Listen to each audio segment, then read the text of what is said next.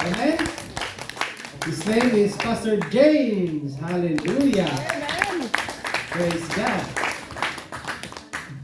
Dito yung poging pastor. Handsome. Presence of God inside. Pogi. Amen. Praise God. Hallelujah. Pastor.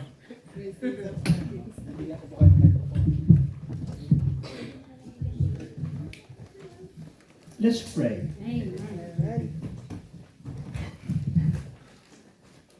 We humbly come before your throne, O Lord. And we treasure this moment that your word will be shared among your people. Bless your word, bless your servant. In Jesus' name I pray. Amen. Amen. Even I don't see my face, I think it's changing its color. Drink water, Pastor. Drink water. Soft, yes, soft. How do you react or how do you respond when it's happened that you read something in the Facebook or somewhere posted and it runs like this? Our Lord Jesus didn't ask us to celebrate his birthday, but why people celebrating it every December 25th? It's somehow, somewhat, somewhere, already the very origin of Christmas. It is not exactly as you mentioned earlier, that the birth of Jesus Christ was not exactly in the 25th. But why Christian do celebrating in the 25th? Or why do Christian giving importance Christmas? Are you still friend with me? Amen. I'm bringing the negative feeling at the very first in the introduction. But before that, I almost forget. In the name of our group from London, to all of you Dorking family, Dorking Church Fellowship, the whole leadership, leadership, and of course especially to our dear pastor in church and loving wife, Pastor Jojo. Thank you for the water. Thank you for the water. Relax, okay? I thank you, and I am so humble for giving me another pastor, another water.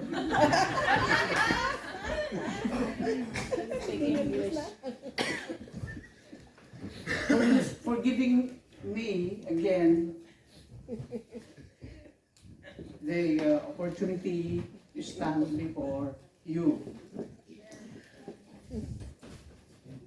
Actually, it is not easy task. You made me nervous the whole week. But I trust God. Amen. And I rather obey the Lord. Amen. I believe that this is not man's program, but this is God's. Amen. So everyone knows that I am a Ilocano pastor. So my first language is Ilocano. The second one is Tagalog. And the third one is here I'm trying to speak. Okay? So, your face, like, I brought, everyone knows that everything about Christmas was originated by pagan. But actually, we need to be thankful to the pagan or this paganism. Before we proceed, don't you know, or whoever knows about who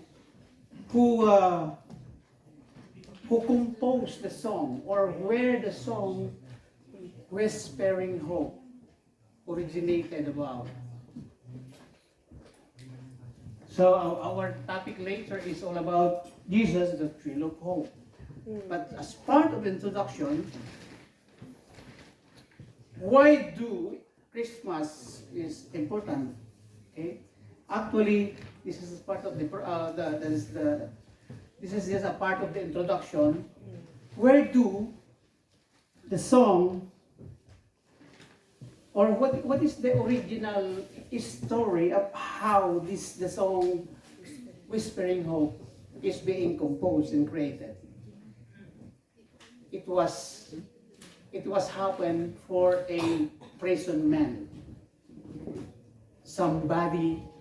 One Christmas, somebody whispered him about the good news.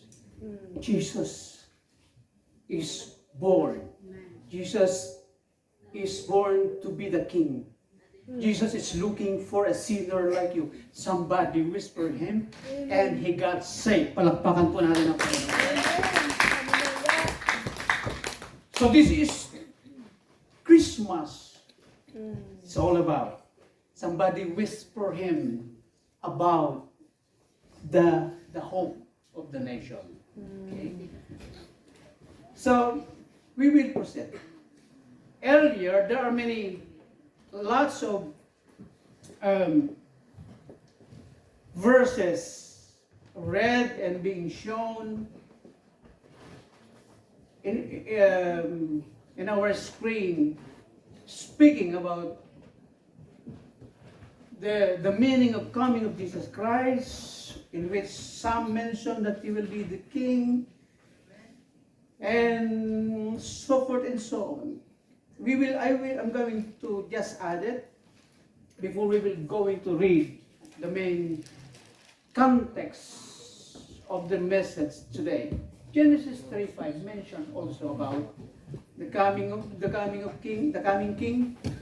In the book of Micah, chapter 5 verse 2 also speaks about a promised ruler of Bethlehem.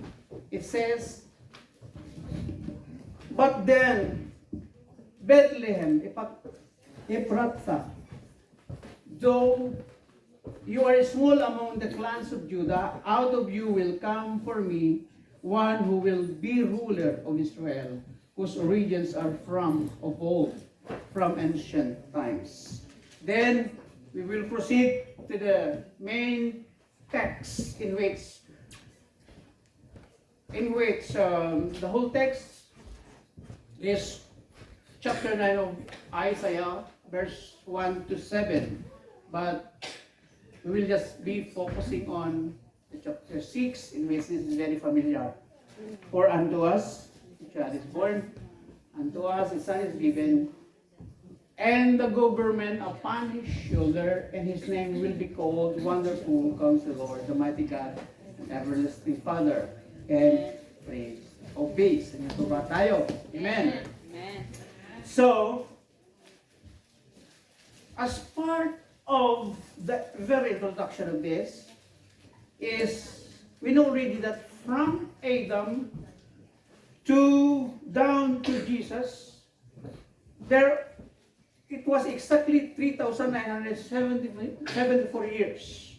Then the real date of Jesus' birth was 6 B and 4 BC. Or 6 BC and 4 BC. Which therefore, before Isaiah prophesied this context of the Bible, it's all about 700 years before it was actually prophesied. Amen. In other words, to add the background of this, there are thousands of prophecy being prophesied, and it points to the life of Jesus. Isn't it very wonderful that before Jesus is to be born, he is already prophesied in the Old Testament. Madaydayo te Apo. Amen. So it was Isaiah, or the prophet Isaiah, who prophesied.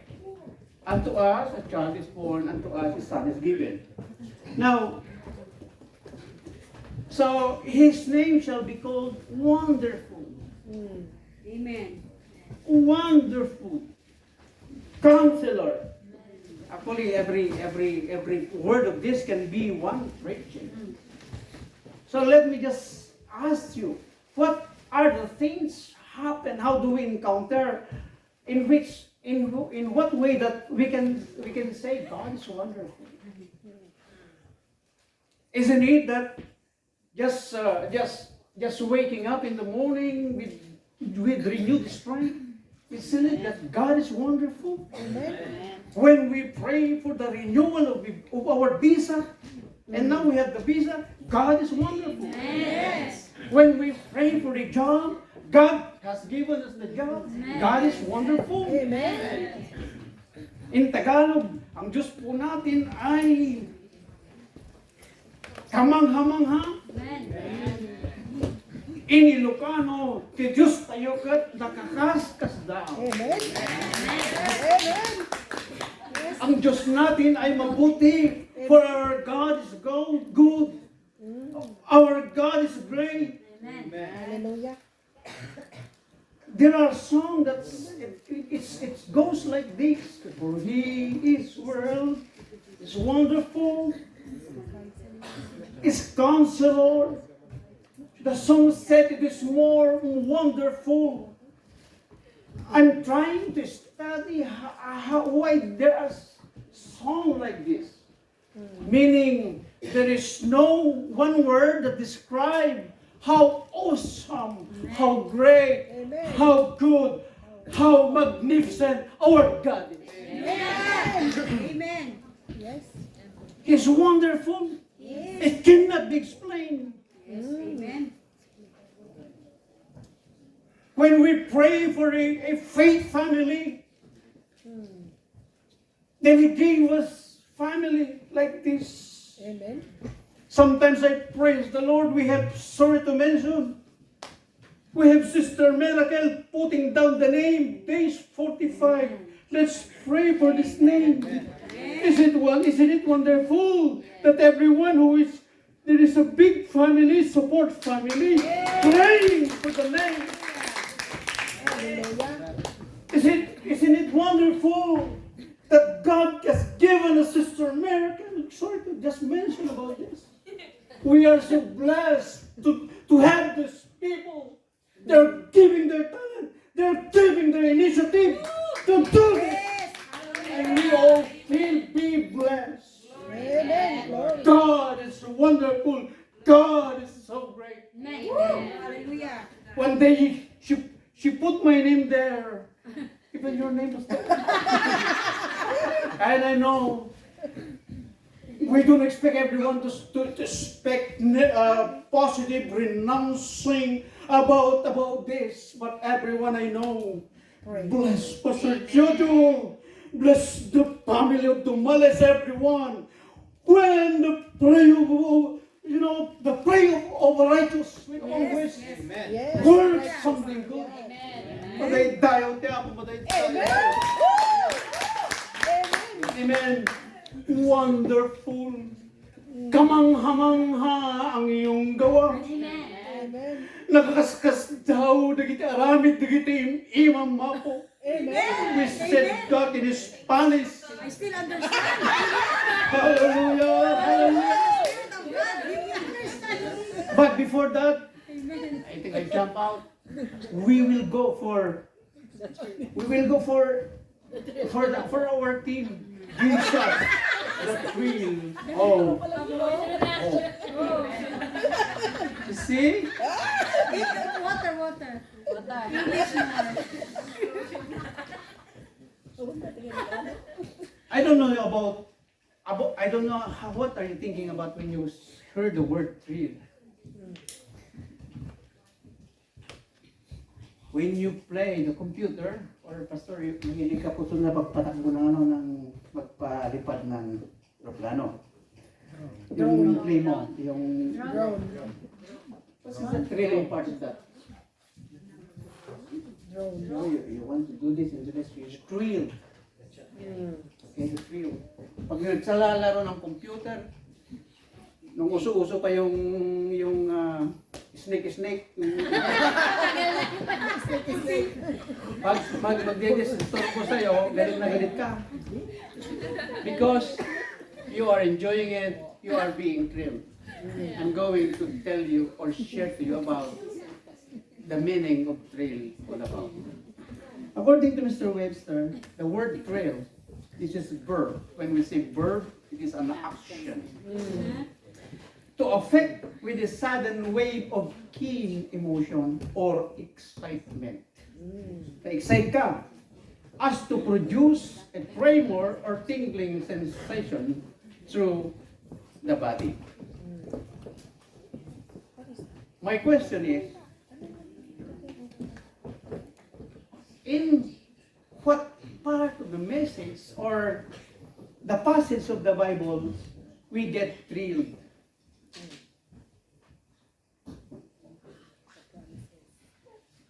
Hello? When we say, and somebody reading it, in his name will be, upon his shoulder, and his name will be called Wonderful Counselor, the Mighty God, then we should start to be thrilled. Amen? To be thrilled. Yeah. As to produce a tremor or tingling sensation through the body. So if we heard, therefore, if we heard or see something that affects our body, our soul and spirit, then we must get thrilled of it. Amen. When somebody talks about God goodness, we must be thrilled about it. Amen. Hindi naman ako nagagalit. Hindi ka parang interpret lang gano'n. Amen? A child is born, so wonderful counselor. In his name shall be called Wonderful. You're familiar with the song? He is both wonderful.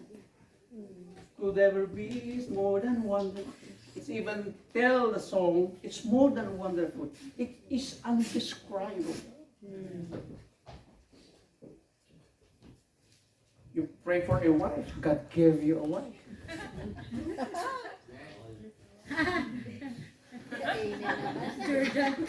Amen. Thank you, Lord, for your blessing to me. As of the song said, there are food on the table and shoes on my knee. And a fine family. Have you realized that God is really good and wonderful? Amen. Counselor. I think you have your own counselor. Sometimes we organize counseling, counsel, marriage problem. Yeah. You go for a counseling. May problema, hindi kami nagkakaisa po. Anong decision nyo? Hihiwalay na lang po. Hindi po ganun ang Panginoon. Sabi nga ng Panginoon, forgive. Be humble. When you forgive, you get healed. Even you don't sick. Are you following me? It's very important to learn to forgive, to reconcile. Pagbabalik, Pasko na, magbabalik sana yung mga broken relationship. In the name of Jesus I pray. Amen. Amen. See, counselors. That is how our counselor in this normal life is. Yeah. But Jesus said in the book of 1 Peter 5, chapter 5, verse 7 said, trust all your cares upon Him, for He cares for you. Amen.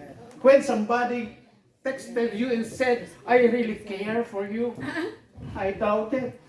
Baka uutang ng pera yun. Baka may ibang Hello, how are Baka may ibang agenda yun. Are you with me? But I'm going to tell you today, if the Lord said, if we go, we will be going to trust Him. Our cares for the Lord, He cares for you. Amen. If we say He cares for us, He is not only saying, oh no, kawawa ka naman anak, but He want to do something about your ongoing struggles in life. Hallelujah. Amen. Yes, thank you, Lord. The mighty God, they are relatives. When we say mighty, they are, if we try to look on Mr. Dictionary, they are all, they are just relatives. How they describe God. Sometimes we always ask the help of Mr. Webster. Might in noun form, a great strength or power. Adjective, very strong and powerful. Our God is not only powerful, but strong. That's why there is a song by the children said, my God is so great. He's mighty. In other words, there's nothing that He cannot do for you. I want to tell you today that this should be what makes us all thrill of this Christmas. Amen. That God always promises He will not leave us nor forsake us. Amen. Lahat ng mga bagay na mahirap, kaya niyang gawin. Amen. He said in His Word, Amen. is there anything too hard for me? Yes. I am the God who created the heaven and the earth.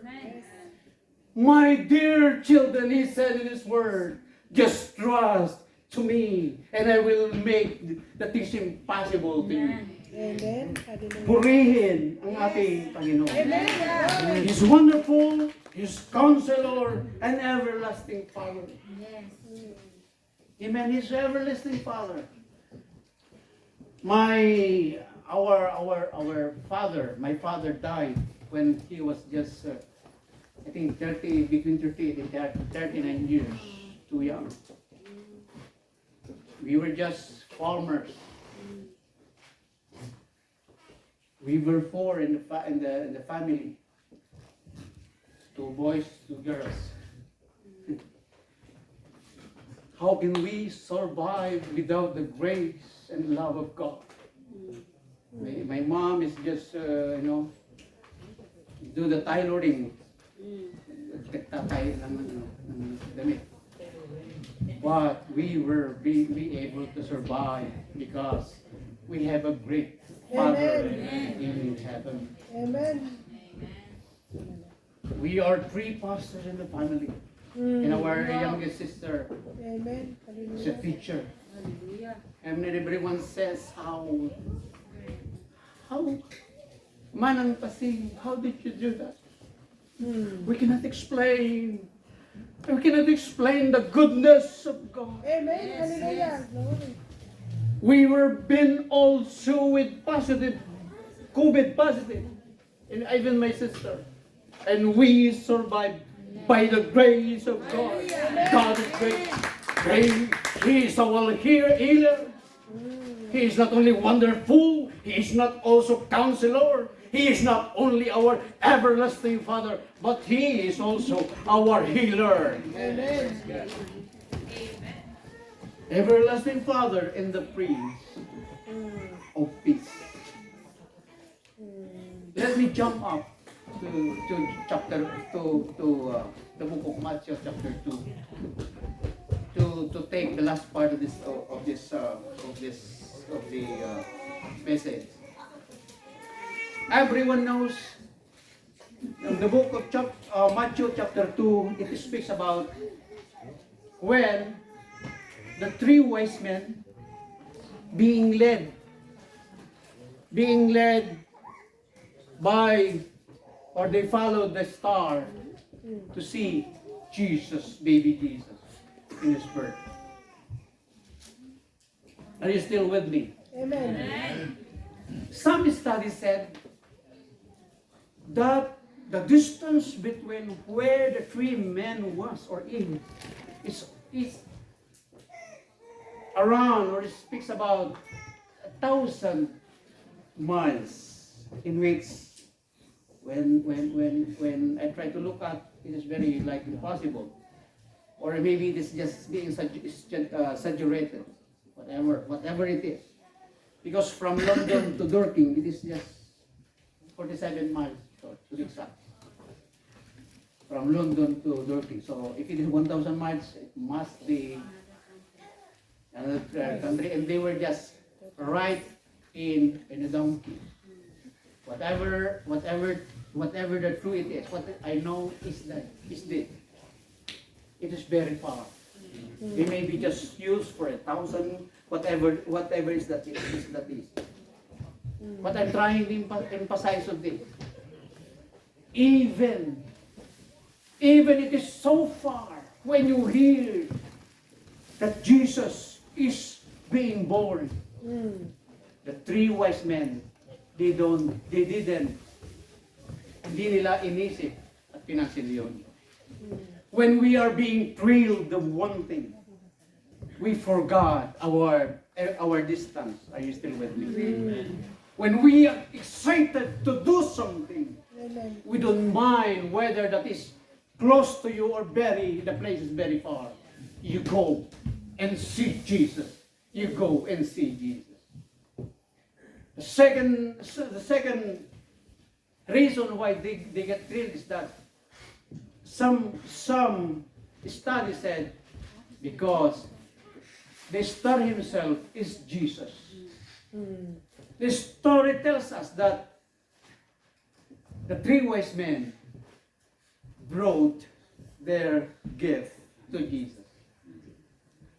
And actually, there are three obvious answers about what they brought with them, what they took with them, or the response, my dear brother and sister. The response, they thrilled.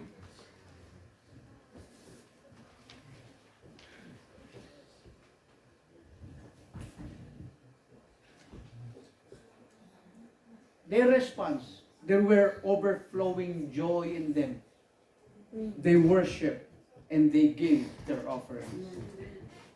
When we go and meet Jesus, when we go, every time that we go in celebration, bawal po ang nakasimangot. We must be driven by excitement. Amen. Yes.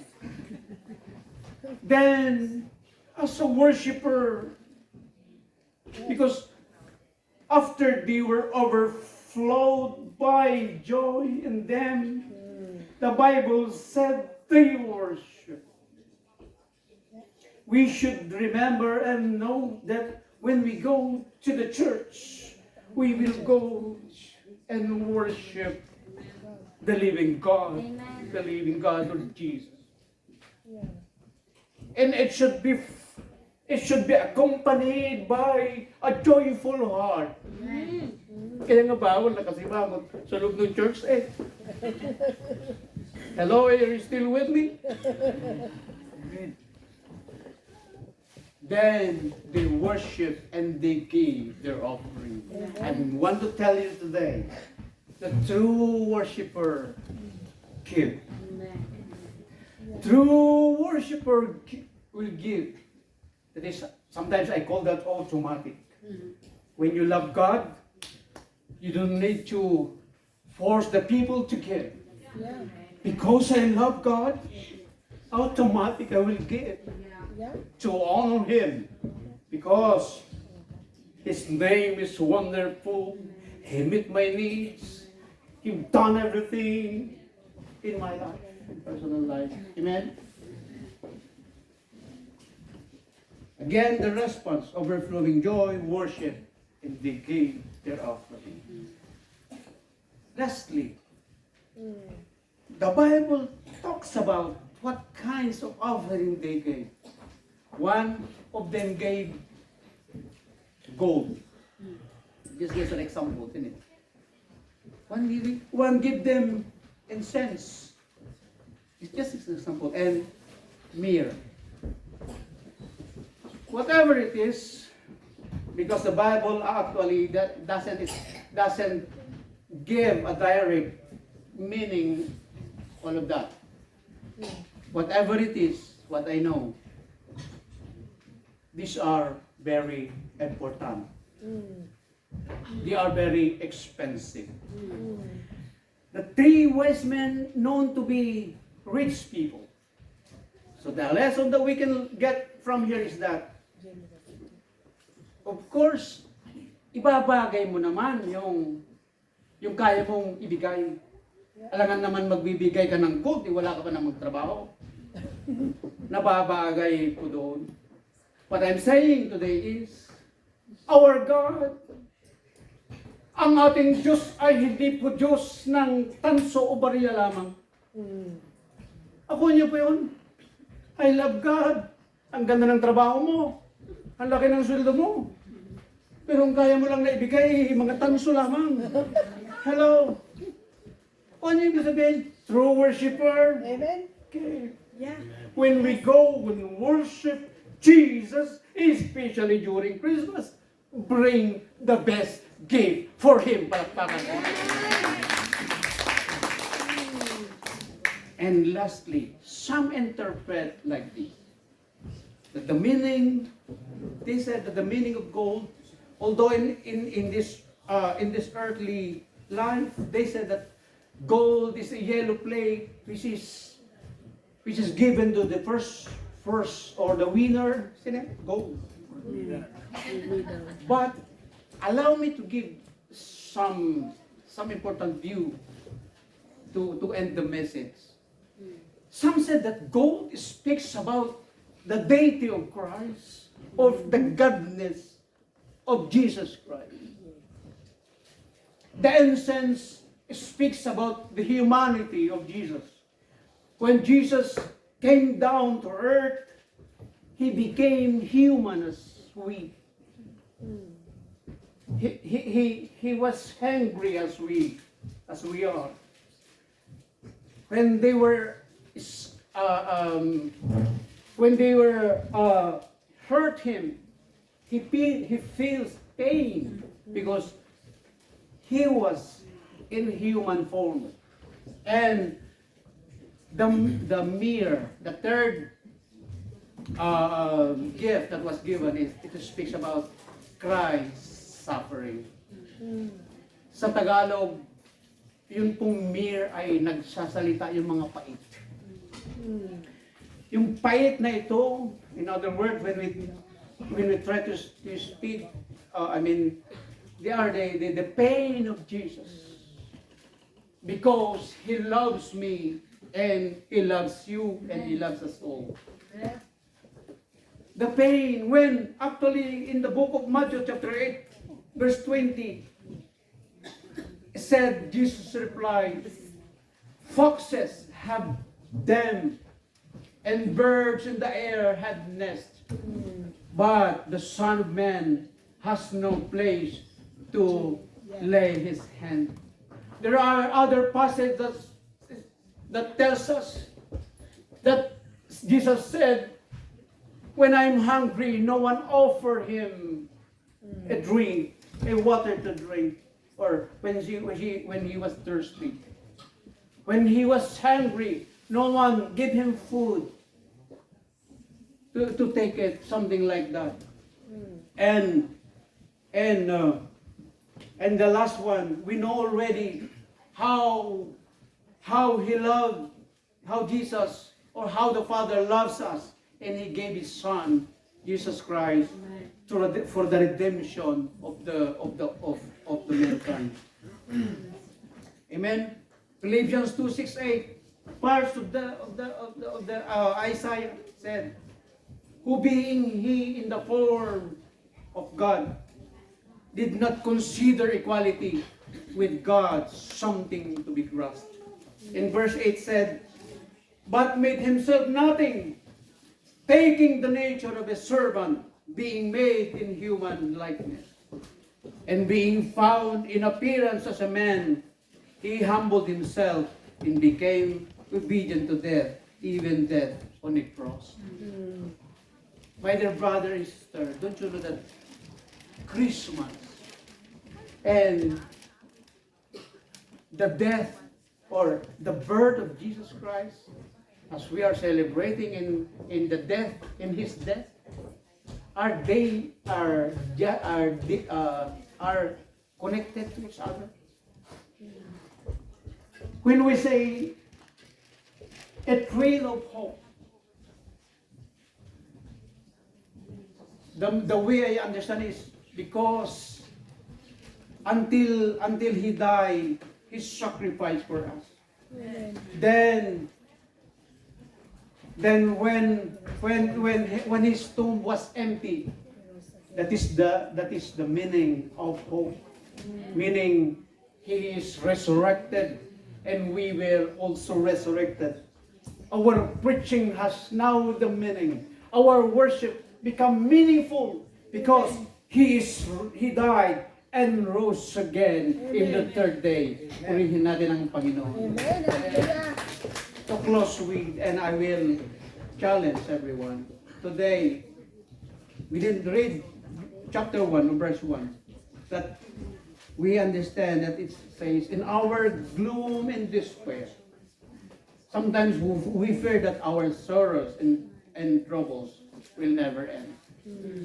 But we can take comfort in this certainty. May everyone, as today I know, God is knocking at the door of our heart today. Amen. Yeah. Because Mary and Joseph was carrying baby Jesus, went to find a hotel or inn to get in or to give birth. Nobody opened them.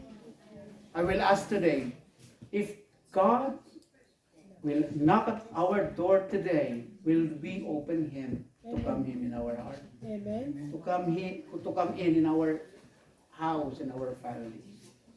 Let's bow down in prayer. Father, this is your word today. Amen. I just pray that anyone who is